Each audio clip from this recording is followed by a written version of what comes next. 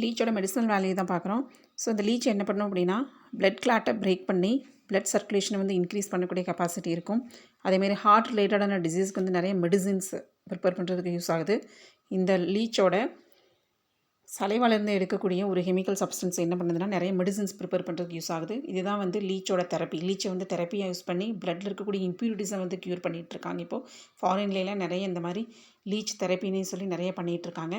So இந்த தெரப்பினால் என்னென்ன disease எல்லாம் க்யூர் பண்ணுறதுக்கு இது யூஸ் ஆகுது அப்படிங்கிறதே ஒரு ஸ்டேட்மெண்ட்டே இருக்குது.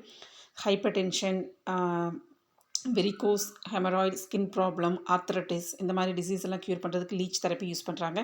அதே மாதிரி improve the blood circulation, remove blood impurities, management of pain, then helps in early healing. So ஃபிங்கர்ஸில் இருக்கக்கூடிய டிசீஸு இம்ப்யூர் பிளட்டை வந்து க்யூர் பண்ணுறதுக்கு இந்த லீச்சை வந்து ஒரு தெரப்பி மாதிரியே வந்து நிறைய ஃபாரின் கண்ட்ரீஸில் யூஸ் பண்ணுறாங்க. பிடிச்சிருந்தா மறக்காமல் சப்ஸ்கிரைப் பண்ணுங்கள், லைக் பண்ணுங்கள்.